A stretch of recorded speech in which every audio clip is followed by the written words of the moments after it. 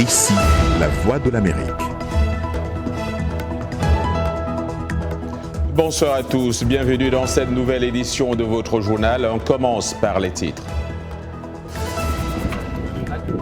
Une nouvelle attaque suicide de Boko Haram fait au moins 30 morts et 40 blessés dans le nord-est du Nigeria. Elle visait des supporters de foot.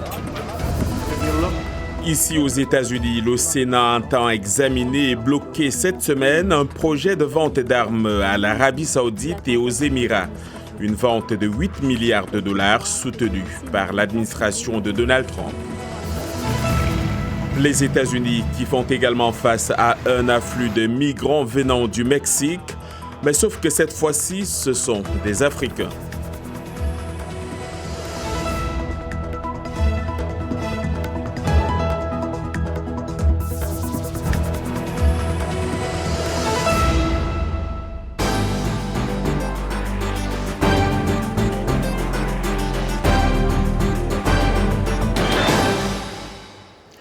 Bonsoir. L'Iran a annoncé que ses réserves d'uranium enrichi vont passer à partir du 27 juin au-dessus de la limite imposée par l'accord sur son programme nucléaire conclu en 2015 à Vienne. Une menace qui fait monter la tension après le retrait des États-Unis de ce pacte. Cette annonce survient au moment de vives tensions entre l'Iran et les États-Unis qui accusent Téhéran d'être responsable de récentes attaques contre des pétroliers dans le Golfe, ce que Téhéran dément. Fruit d'intenses efforts diplomatiques entre l'Iran et le groupe des 6, à savoir l'Allemagne, la Chine, les États-Unis, la France, le Royaume-Uni, la Russie, qui ont conclu un accord à Vienne pour limiter le programme nucléaire iranien en échange d'une levée de sanctions économiques. Washington s'est retiré unilatéralement du pacte en mai 2018 et a rétabli de lourdes sanctions contre Téhéran. Jusqu'ici, l'Agence internationale à l'énergie atomique a certifié que l'Iran agit en conformité avec les engagements pris à Vienne. Les États-Unis appellent par ailleurs le monde à ne pas céder au chantage nucléaire de l'Iran. Je vous propose de suivre Behrouz Kalvandi, porte-parole de l'Organisation iranienne pour l'énergie atomique. Les Européens ont encore un peu de temps. Ils ont bien sûr eu toute l'année dernière, une année que nous avons qualifiée d'année de la patience stratégique. Ils ont ensuite eu 2 mois de plus lorsque l'année s'est écoulée. De notre côté, nous pouvons interpréter cette inaction de 2 manières. Soit ils ne veulent prendre aucune mesure, soit ils veulent faire quelque chose mais ne peuvent le faire pour l'instant, pour une raison X ou Y.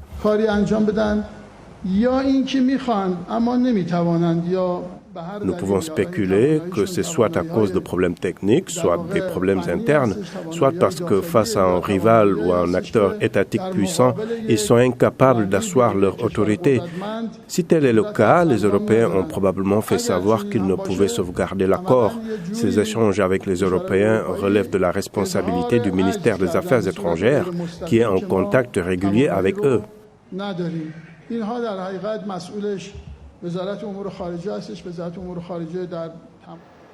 Dans l'actualité américaine, il est projeté qu'au cours de la semaine, le Sénat américain bloque une vente d'armes de 8 milliards de dollars à l'Arabie Saoudite et aux Émirats arabes unis.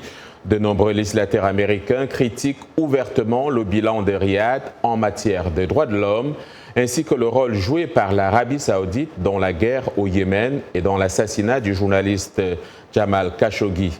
Dans ce reportage, Michael Bowman explique que l'administration Trump tente de contourner l'examen de cette vente d'armes par le Congrès en l'associant à une déclaration d'urgence nationale visant à contrer la menace iranienne. Dili Diko raconte. En termes d'argent, cela représente 3 milliards de dollars pour celui-ci, 533 millions de dollars pour celui-là. Au Sénat, tous ont un avis sur les relations entre les États-Unis et l'Arabie Saoudite. Les relations actuelles avec l'Arabie Saoudite ne fonctionnent pas pour les États-Unis. Je ne cesserai jamais de le répéter jusqu'à ce que les choses changent en Arabie Saoudite. What kind of ally kidnaps Quel genre d'allié kidnappe un résident de votre pays, demandant votre protection, l'amène dans un consulat, le découpe en morceaux et le fait disparaître? La nature de cette alliance est finalement sortie au grand jour. Juste quelques mois après que le Sénat eut approuvé une résolution visant à mettre fin à l'appui américain à la campagne de frappe aérienne menée par l'Arabie saoudite au Yémen, la Chambre pourrait voter cette fois contre les ventes imminentes de bombes américaines, de munitions guidées et de façon générale contre le soutien militaire à l'Arabie saoudite et aux Émirats arabes unis. La tentative de l'administration Trump d'accélérer la transaction d'armes dans le cadre d'une déclaration d'urgence irrite les législateurs des deux partis. Je suis heureux de savoir que je ne suis pas le seul membre de ce groupe à être troublé par la volonté du président de contourner le Congrès et de vendre cet armement sans tenir compte des récents événements qui ont mis à rude épreuve nos relations avec l'Arabie saoudite. Bien que l'on pense que de simples majorités existent pour adopter une résolution visant à empêcher certaines actions, il semble peu plausible qu'une supermajorité des 2/3 soit réunie pour outrepasser un possible veto présidentiel contre la dite résolution. La semaine dernière, le Sénat a refusé d'envisager un effort conjoint pour bloquer les ventes d'armes à l'État de Bahreïn et au Qatar. Les débats dans l'hémicycle ont montré que les ventes d'armes aux pays du Moyen-Orient restent très populaires auprès des républicains, notamment en raison d'une série d'incidents inquiétants dans la région du Golfe Persique. Alors que l'économie iranienne croule sous le poids de nouvelles sanctions américaines, les ayatollahs fustigent cette décision et s'en prennent à tout le monde. Il est essentiel que nous soutenions nos partenaires du Golfe en cette période dangereuse pour qu'ils puissent se défendre contre l'Iran. D'autres républicains ont fait valoir qu'empêcher cette vente d'armes ne servirait qu'à pousser les alliés de longue date à se tourner vers les adversaires des Américains pour acheter des armes. Et puis un nombre sans précédent d'Africains fuyant les difficultés économiques et les violations des droits de l'homme commises dans leur pays se sont présentés à la frontière américano-mexicaine. Ces Africains arrivent souvent en Amérique après avoir traversé l'océan Atlantique pour se rendre en Amérique du Sud. Au cours des dernières semaines, des agents du secteur Del Rio de la patrouille des frontières ont ainsi arrêté plus de 500 Africains. Cela représente plus du double du total des 211 migrants africains arrêtés au cours de l'exercice 2018. Samedi dernier, à Tijuana, 90 Camerounais ont par exemple fait la queue pour demander l'asile. Plusieurs d'entre eux sont arrivés par l'Équateur où aucun visa n'est requis. Ce sont quelques 7500 migrants africains qui seraient concernés par cette situation. Et pour parler de cette situation, retrouvons tout de suite Arzuma Compaoré, notre envoyé spécial à San Antonio. Arzuma Compaoré, bonsoir. Bonsoir John. Alors, que sait-on de la situation actuelle des immigrants africains arrivés récemment à San Antonio, où vous vous trouvez? Alors John, tout d'abord, juste pour vous donner une idée de là où je me trouve, je suis dans l'un de ces centres d'accueil improvisés que la ville de San Antonio a dû mettre en place pour faire face à cette arrivée massive d'immigrants, notamment des Africains, comme vous l'avez dit, d'Afrique centrale, en majorité du RD Congo et donc de l'Angola. Alors, dans ce centre-là, comme je disais tantôt, il y a aujourd'hui à peu près 250 immigrants qui sont ici. Il y a 3 semaines, ce nombre avait atteint plus de 600, ce qui avait vraiment généré une forme d'urgence au niveau de la ville pour pouvoir de toute urgence essayer que ces immigrants puissent rejoindre leur destination finale. Alors il faut comprendre une chose, John. La plupart de ces immigrants, quand ils arrivent, lorsqu'ils sont libérés du centre de détention, après avoir s'être volontairement remis aux agents de l'immigration à la frontière, ils sont donnés, comment je peux dire ça, on leur remet plutôt un document qui leur demande de se rendre plus tard.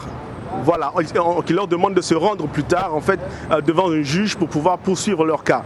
Alors après que ce document leur est décerné, il faut bien qu'ils trouvent un endroit pour vivre. Et la ville immédiate qui les a accueillis, ou en tout cas où les agents des frontières les ont envoyés, c'était San Antonio. Ce qui explique que la plupart qui a quitté les centres de détention de Del Rio et de Eagle Pass se sont rendus immédiatement ici. Et on parle actuellement, John, de à peu près 150 ressortissants de la République démocratique du Congo qui sont actuellement ici. Mais il y a de toutes les nationalités, des Érythréens, du Cameroun et aussi du Burkina Faso. Actuellement, la priorité pour la ville, c'est de s'assurer que ces immigrants qui sont dans ces centres-là puissent avoir un repas, en tout cas 3 repas chaque jour, avoir de quoi manger et un endroit pour dormir la nuit. Ce qui n'est pas toujours évident parce que beaucoup n'arrivent pas justement à s'acclimater avec cette nouvelle façon de faire, cette nouvelle vie. Beaucoup sont déprimés, beaucoup n'ont pas de moyens, beaucoup n'ont pas de sponsors. Quand on dit sponsors, ce sont des gens où ils vont en fait aller plus tard. Donc ils sont un peu dans le désarroi et ils attendent avec impatience de l'aide. Merci Arzouma Compaoré, envoyé spécial de VOA Afrique à San Antonio.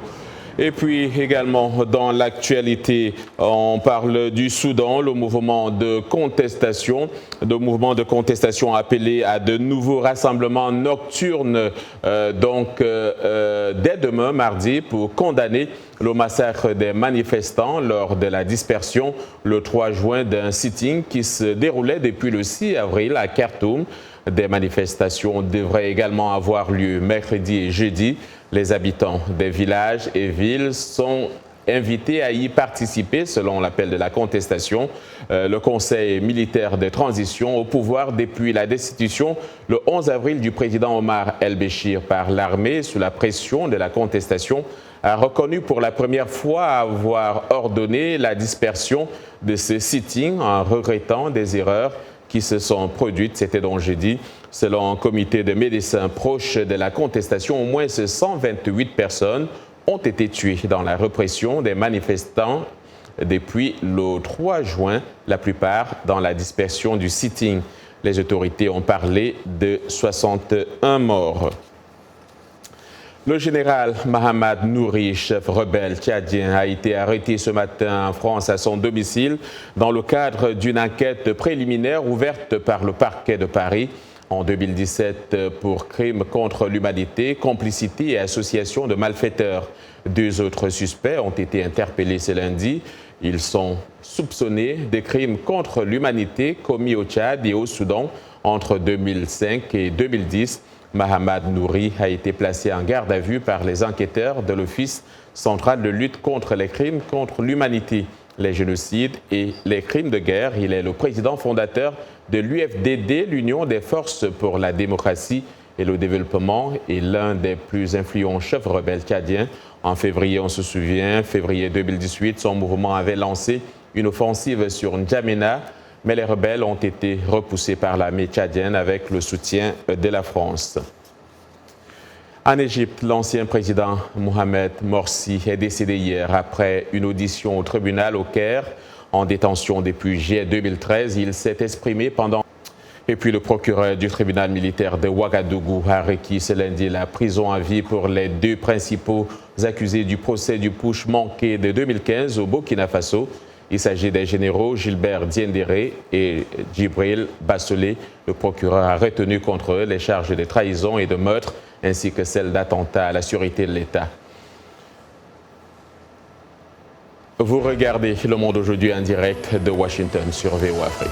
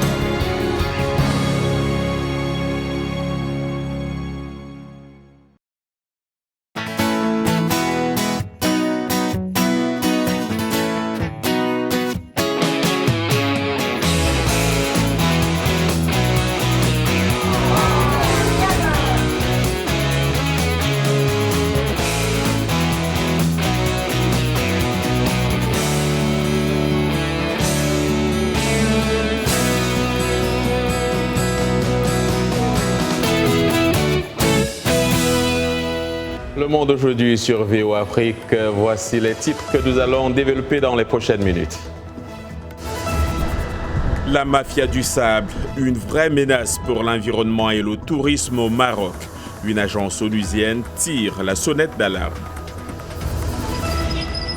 Destination Égypte. 4 villes s'apprêtent pour la grande fête de la CAN. Les footballeurs aussi se préparent. Nous suivrons les mouvements de Sadio Mané. Comment rendre plus sûres ces voitures qui nous conduiront demain seules? Le défi est de taille et comme vous le verrez, les constructeurs sont à pied d'œuvre.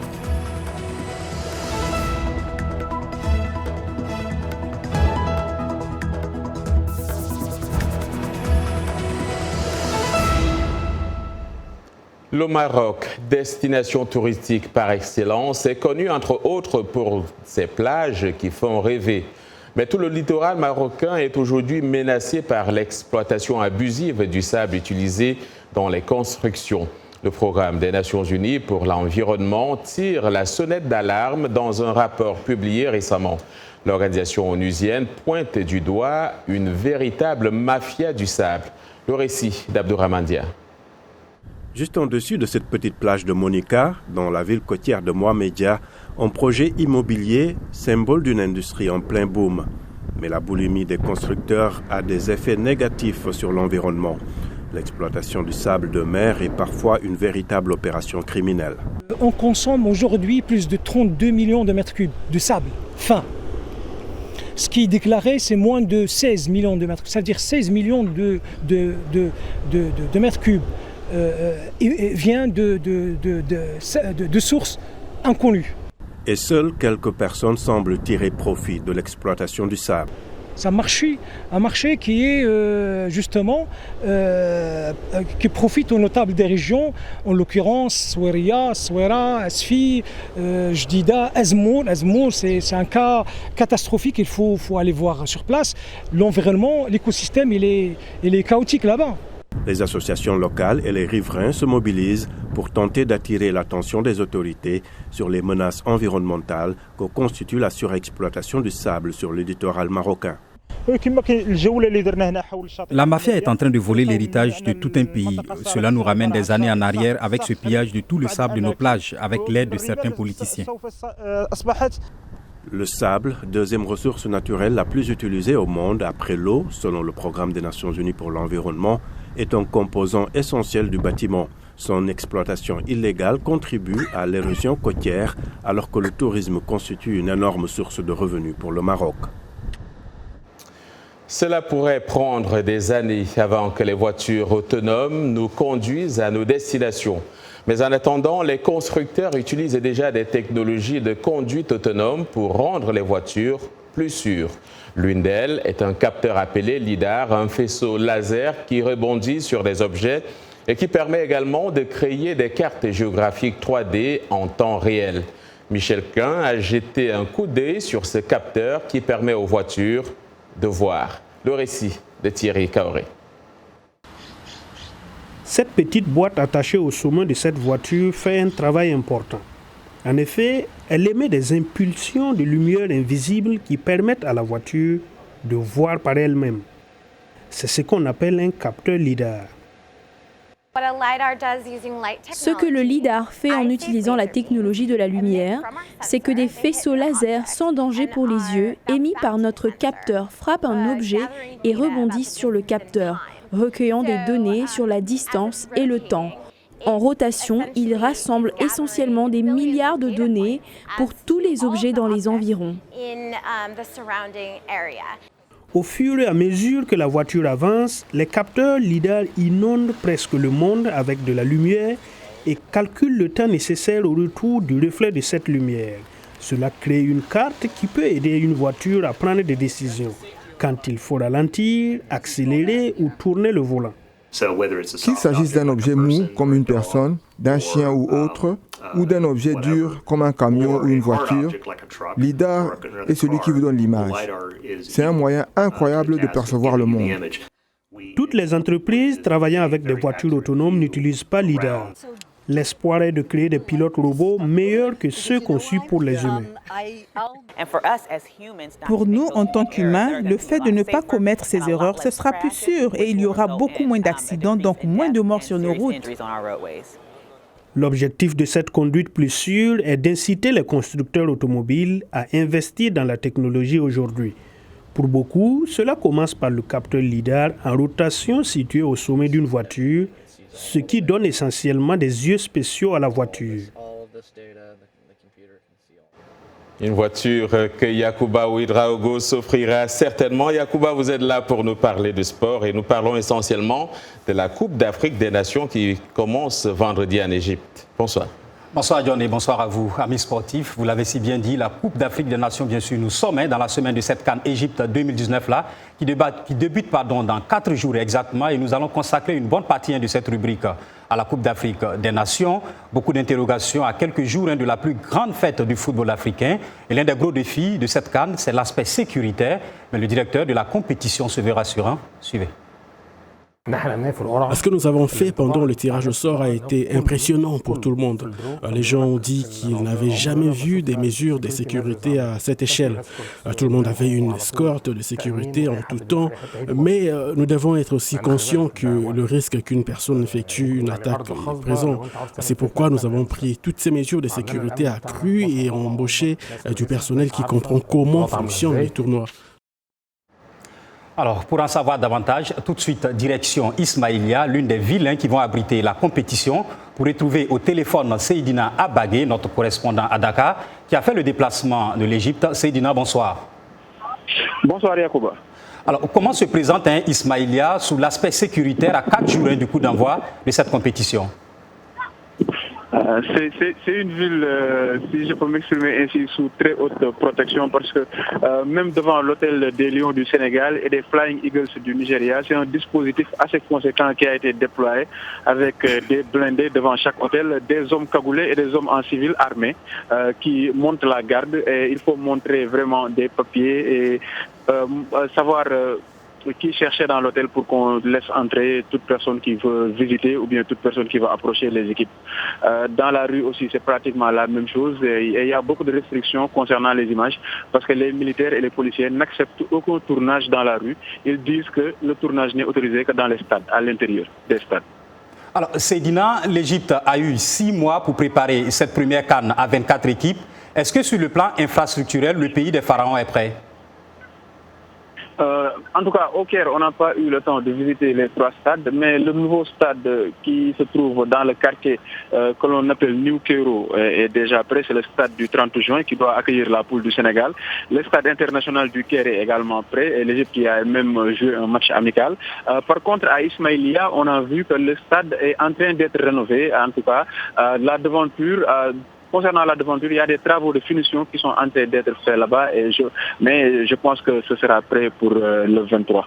Alors, vous avez fait la distance Le Caire-Ismaïlia en voiture. Dites-nous, est-ce que vous sentez déjà l'engouement autour de cette CAN 2019-là? Pas trop d'engouement pour le moment en tout cas, à part quelques personnes qui interpellent les rares Sénégalais qui sont là et qui portent les maillots de l'équipe nationale. Pratiquement tous les habitants de la ville d'Ismaïlia ne connaissent qu'un seul joueur du Sénégal et c'est Sadio Mané. Et à chaque fois que un Sénégalais passe dans la rue avec le maillot de l'équipe nationale, il est interpellé sous le nom de Sadio Mané. Mais à part cela, rien dans la ville ne montre qu'une Coupe d'Afrique des Nations va s'y dérouler, à part la devanture du stade d'Ismaïlia. Merci beaucoup, Seydina Abagé. Je rappelle que vous êtes le correspondant de la Voix de l'Amérique à Dakar et que vous êtes présentement en Égypte pour couvrir cette CAN 2019. Voilà donc, John, on s'arrête ici pour les sports. Merci Yacouba, c'est la note finale donc de cette actualité sportive. On vous retrouve Yacouba demain. Vous êtes un amoureux du yoga, sachez que vous n'êtes pas seul. Près de 1500 personnes d'origine indienne et américaine se sont rassemblées au monument de Washington dimanche pour pratiquer le yoga avant la 5e journée internationale du yoga. Les participants du rassemblement ont commencé leur programme par un message du Premier ministre indien, Narendra Modi, suivi de plusieurs yogasanas, entendez, des poses et exercices de yoga des participants. Un exercice où même des membres du Congrès se sont associés. Ainsi en est-il du sénateur Chris Van Hollen du Maryland, Mark Warner de Virginie, la représentante Jenny Raskin et le gouverneur du Maryland, Larry Hogan, ont publié des proclamations afin de sensibiliser le public à la pratique de santé ancestrale ayant ses racines en Inde. Selon un sondage mené en 2016, il y avait 36,7 millions de praticiens du yoga aux États-Unis.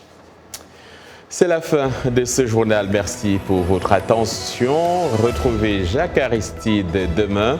D'ici là, excellente soirée à toutes et à tous.